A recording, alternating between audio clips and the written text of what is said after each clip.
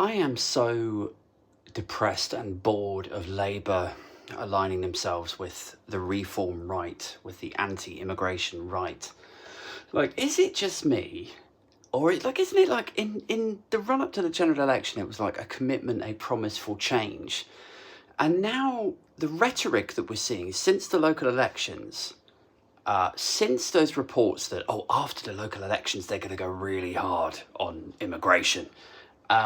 This Morgan McSweeney push is real, isn't it? Like, it's happening. Like, we saw Yvette Cooper on Sky News this morning on BBC.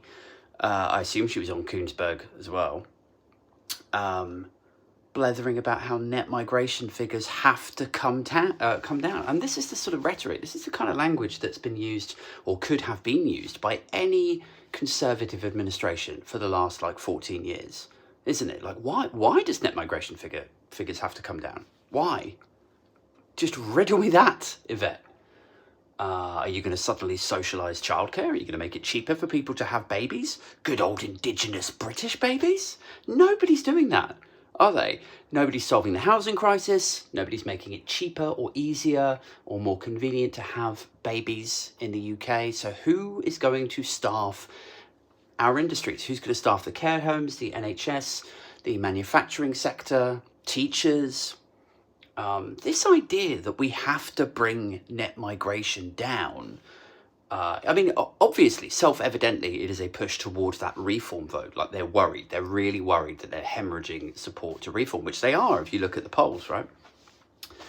But chasing that reform vote, paradoxically, is going to lose them more votes. It just is. Like, there's no way that people like me, who sit in the centre left, and maybe a little bit further left, who wanted leadership, who wanted an open and honest conversation about things like immigration, there's no way that people in my demographic will continue to support Labour.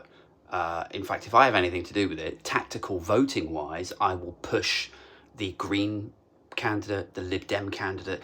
So it's almost like there's this sort of cruel, crushing irony to this, that in chasing after that reform vote, actually what they're going to end up with is a loss out the back end from the Green, the Lib Dem, that centre left and far left space. What do you guys think? Do you think they're onto a loser as well with this stuff?